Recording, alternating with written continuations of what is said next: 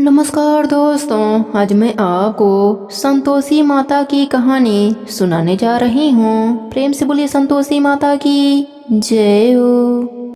एक बुढ़िया थी और उसके 7 पुत्र थे। 6 कमाने वाले थे, एक निकम्मा था। बुढ़िया माँ 6 पुत्रों की रसोई बनाती, भोजन कराती और पीछे से जो कुछ बचता सो 7वें को दे देती थी। परंतु वह बड़ा भोला भाला था, मन में कुछ विचार न करता था। एक दिन अपने बहू से बोला, देखो मेरी माता का मुझ पर कितना प्यार है। वह बोली, क्यों नहीं, सबका जूठा बचा हुआ तुमको खिलाती हैं। वह बोला, भला ऐसा भी कहीं हो सकता है? मैं जब तक आंखों से न देख लूं मान नहीं सकता। बहू ने हंसकर कहा, तुम देख लोगे तो मानोगे न। कुछ दिन बाद बड़ा त्योहार आया। घर में 7 प्रकार के भोजन और चूरमा के लड्डू बने।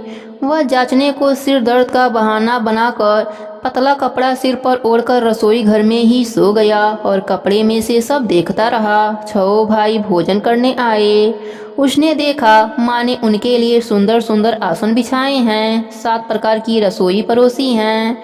वह आग्रह करके जिमाती हैं। वह देखता रहा। 6 भाई भोजन कर उठे।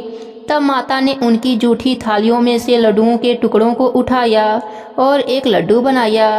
जूठन साफ करके बुढ़िया माँ ने पुकारा, उठो बेटा, 6 भाई भोजन कर गए, अब तू ही बाकी है, उठना, कब खाएगा?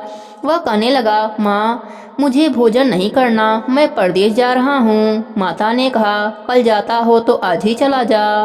वह बोला, हाँ हाँ आज ही जा रहा हूँ। यह कहकर वह घर से निकल गया। चलते समय बहू की याद आई। वह गौशाला में उबले थाप रही थी। वहीं जाकर उससे बोला, हम जावे परदेश को, आवेंगे कुछ काल, तुम रहियो संतोष से अपना धर्म पाल। वह बोली, फिर जाओ पिया आनंद से, हमरू सोच हटाए, राम भरोसे हम रहे, ईश्वर तुम्हें सहाय। देख निशानी आपकी, देख धरूं मैं धीर, सुध हमारी मत बिसरियो, रखियो मन गंभीर। वह बोला, मेरे पास तो कुछ नहीं, यह अंगूठी है सो ले ले और अपने कुछ निशानी मुझे दे दे। वह बोली, मेरे पास क्या है, यह गोबर भरा हाथ है। यह कहकर उसकी पीठ में गोबर से हाथ की थाप मार दी। वह चल दिया। चलते चलते दूर देश में पहुंचा। वहां पर एक साहूकार की दुकान थी। वहां जाकर कहने लगा, भाई मुझे नौकरी पर रख लो। साहूकार को जरूरत थी। बोला, रह जा। लड़के ने पूछा, तनख्वाह क्या दोगे? साहूकार ने कहा, काम देखकर दाम मिलेगा। साहूकार की नौकरी मिली। वह सवेरे 7 बजे से रात तक नौकरी बजाने लगा। कुछ दिनों में दुकान का सारा लेन देन, हिसाब किताब, ग्राहकों को माल बेचना, सारा काम करने लगा। साहूकार के 7-8 नौकर थे। वे सब चक्कर खाने लगे कि यह तो बहुत होशियार बन गया है। सेठ ने भी काम देखा और 3 महीने में उसे आधे मुनाफे का साझेदार बना लिया। वह 12 वर्ष में ही नामी सेठ बन गया और मालिक सारा कारोबार उस पर छोड़कर बाहर चला गया। अब बहू पर क्या बीती सो सुनो। सास ससुर उसे दुख देने लगे। सारी गृहस्थी का काम करा के उसे लकड़ी लेने जंगल में भेज देते थे। इस बीच घर की रोटियों के आटे से जो भूसी निकलती उसकी रोटी बनाकर रख दी जाती और फूटे नारियल के खोपड़े में पानी भरकर रख दिया जाता। इस तरह दिन बीतते रहे। एक दिन वह लकड़ी लेने जा रही थी कि रास्ते में बहुत सी स्त्रियां संतोषी माता का व्रत करती हुई दिखाई दी। वह वहां खड़ी होकर कथा सुनकर बोली, बहनों यह तुम किस देवता का व्रत करती हो और इसके करने से क्या फल मिलता है? इस व्रत के करने की क्या विधि है? यदि तुम अपने व्रत का विधान मुझे समझाकर कहोगी तो मैं तुम्हारा एहसान मानूंगी। तब उनमें से एक स्त्री बोली, सुनो, यह संतोषी माता का व्रत है। इसके करने से निर्धनता दरिद्रता नाश होता है और लक्ष्मी आती हैं, मन की चिंताएं दूर होती है, घर में सुख होने से मन को प्रशंसा और शांति मिलती है, निपुत्र को पुत्र मिलता है, प्रीतम बाहर गया हो तो जल्दी आ जाता है, कुंवारी कन्या को मनपसंद वर मिलता है, राजद्वारे में बहुत दिनों से मुकदमा चलता हो तो खत्म हो जाता है, सब तरह सुख शांति होती है, घर में धन जमा हो जाता है, पैसा जायदाद का लाभ होता है, रोग दूर हो जाता है और जो कुछ मन में कामना हो वह सब संतोषी माता की कृपा से पूरी हो जाती है, इसमें संदेह नहीं। वह पूछने लगी, यह व्रत कैसे किया जावे, यह भी बताओ तो बड़ी कृपा होगी। स्त्री कहने लगी, 1.25 रुपये का गुड़ चना लेना, इच्छा हो तो 5.25 रुपये का लेना या 11.25 रुपये का, जो सहूलियत हो उसके अनुसार लेना। बिना परेशानी, श्रद्धा और प्रेम से जितना बन सके सवाए लेना। 1.25 रुपये से 5.25 रुपये तक, इससे भी ज़्यादा शक्ति और भक्ति अनुसार लेना।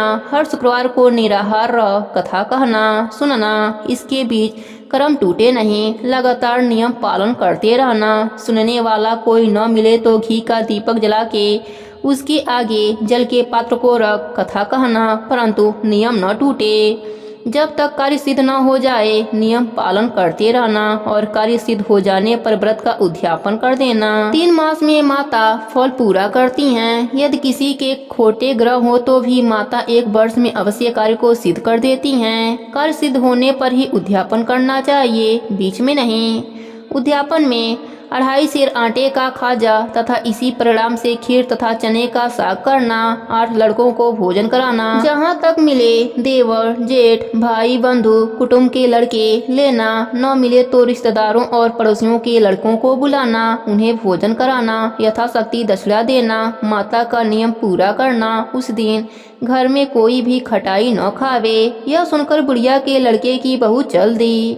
रास्ते में लकड़ी के बोझ को बेच दिया और उन पैसों से गुड़ चना ले माता के व्रत की तैयारी कर आगे चल दी और सामने मंदिर देख पूछने लगी, यह मंदिर किसका है? सब कहने लगे, संतोषी माता का मंदिर है। यह सुन माता के मंदिर में जा माता के चरणों में लौटने लगी। दीन होकर विनती करने लगी, माँ मैं निपट मूर्ख हूँ, व्रत के नियम कुछ नहीं जानती, मैं बहुत दुखी हूँ। हे माता जगत जननी, मेरा दुख दूर कर, मैं तेरे शरण में हूँ। माता को दया आ गई।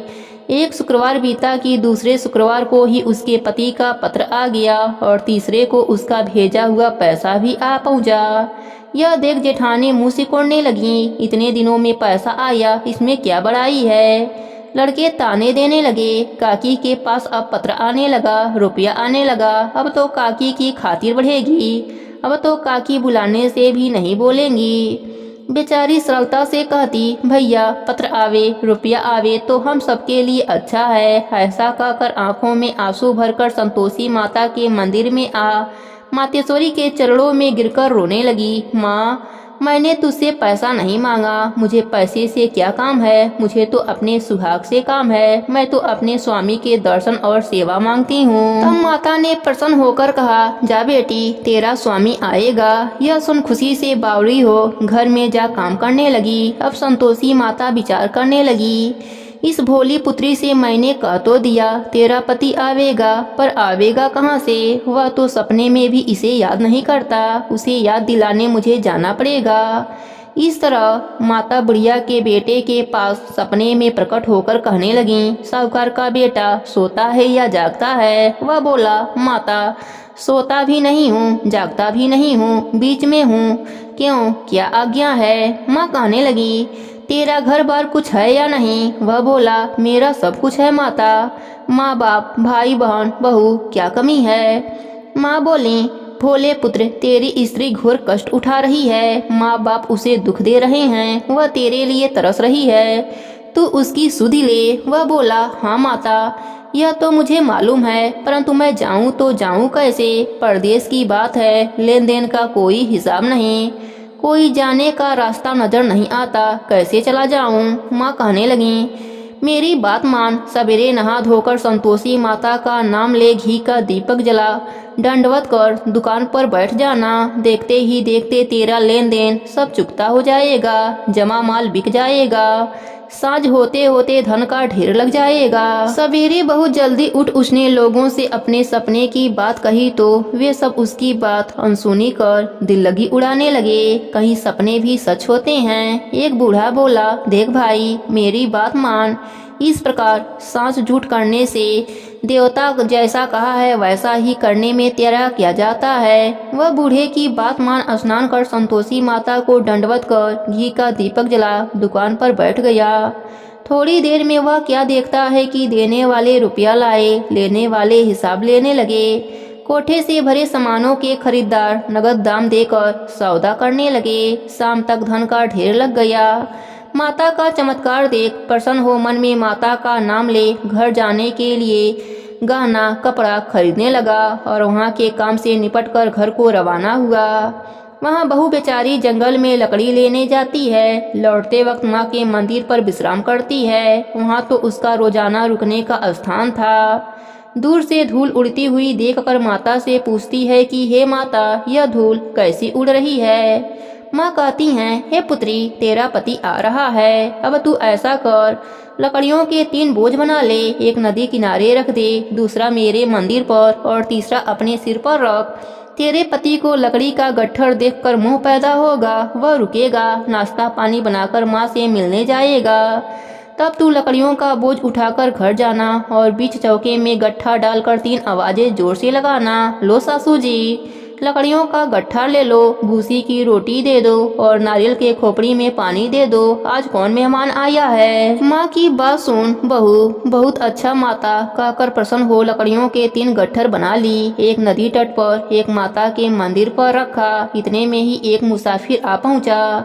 सूखी लकड़ी देख उसकी इच्छा हुई कि यहीं विश्राम करें और भोजन बनाकर खावें। इस प्रकार भोजन बना विश्राम कर वह गांव को गया।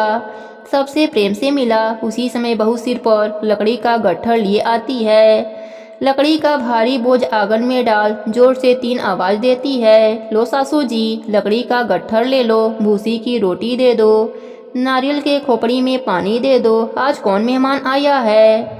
यह सुनकर सास बाहर आ अपने दिए हुए कष्टों को भुलाते हुए कहती है, बहू ऐसा क्यों कहती है। तेरा मालिक ही तो आया है। आ बैठ, मीठा भात खा, भोजन कर, कपड़े गहने पहन। इतने में आवाज सुन उसका स्वामी बाहर आता है और अंगुली देख व्याकुल हो माँ से पूछता है, माँ यह कौन है। माँ कहती है, बेटा यह तेरी बहू है। आज 12 वर्ष हो गए। तू जब से गया है तब से सारे गांव में जानवर की तरह भटकती फिरती है। काम काज घर का कुछ नहीं करती, 4 समय आकर खाती है। अब तुझे देखकर भूसी की रोटी और नारियल की खोपड़ी में पानी मांग रही है। वह लज्जित होकर बोला, ठीक है माँ, मैंने इसे भी देखा है और तुम्हें भी देखा है। अब तुम मुझे दूसरे घर की ताली दे दो, मैं उसमें रहूंगा। तब माँ बोली, ठीक है बेटा, तेरी जैसी मर्जी कहकर ताली का गुच्छा पटक दिया। उसने ताली ले दूसरे कमरे में जो तीसरी मंजिल के ऊपर था खोलकर सारा सामान जमाया। एक दिन में ही वहाँ राजा के महल जैसा ठाट बना लिया।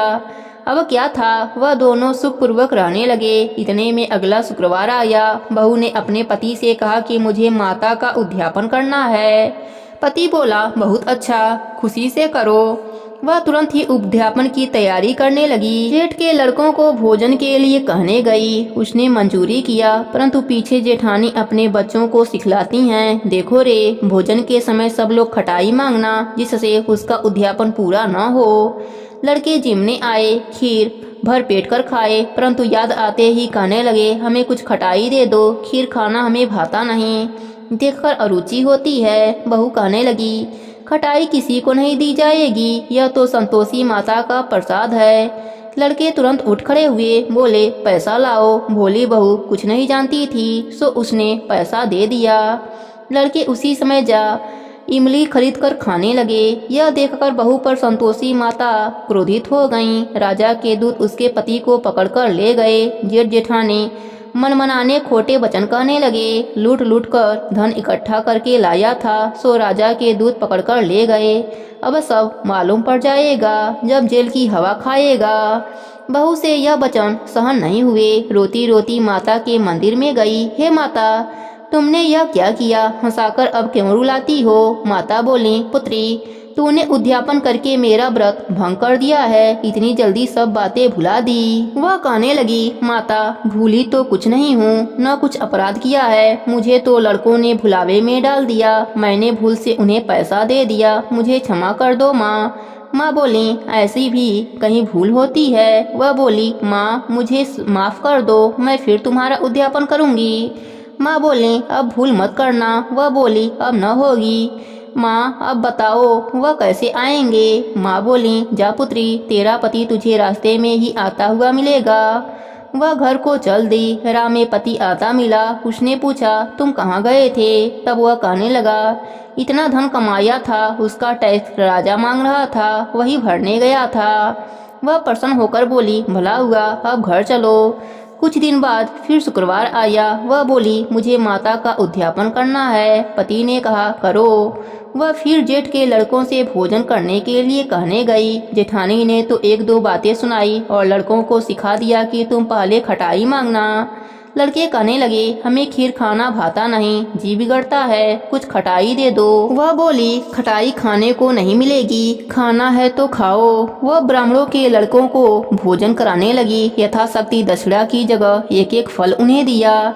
इससे संतोषी माता प्रसन्न हुई। माता की कृपा होते ही 9वें मास उसको चंद्रमा के समान पुत्र की प्राप्ति हुई। पुत्र को लेकर प्रतिदिन माताजी के मंदिर में जाने लगी। माँ ने सोचा कि यह रोज आती है, आज क्यों ना मैं इसके घर पर चलूं, इसका आसरा देखूं तो सही। यह विचार मन में माता लाकर भयानक रूप बनाया।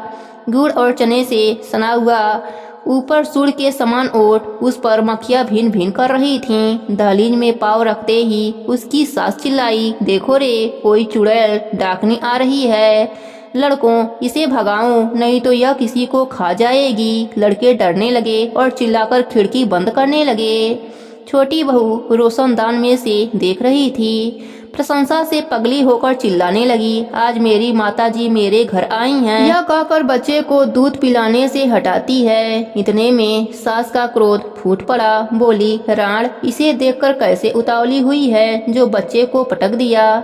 इतने में माँ के प्रताप से जहाँ देखो वहीं लड़के ही लड़के नजर आने लगे। वह बोली, माँ जी, मैंने जिनका व्रत किया है वह संतोषी माता हैं। इतना कह झट से सारे घर के किवाड़ खोल देती है। सबने माता के चरण पकड़ लिए और विनती करने लगे, हे माता, हम मूर्ख हैं, हम अज्ञानी हैं, पापी हैं, तुम्हारे व्रत की विधि हम नहीं जानते थे। तुम्हारा व्रत भंग कर हमने बहुत बड़ा अपराध किया है। हे माता, आप हमारे अपराध को क्षमा करो। इस प्रकार माता प्रसन्न हुई। माता ने बहू को जैसा फल दिया वैसा सबको देना। जो भी कहानी कहे उसकी मनोरथ पूर्ण करना। प्रेम से बोली संतोषी माता की जय हो।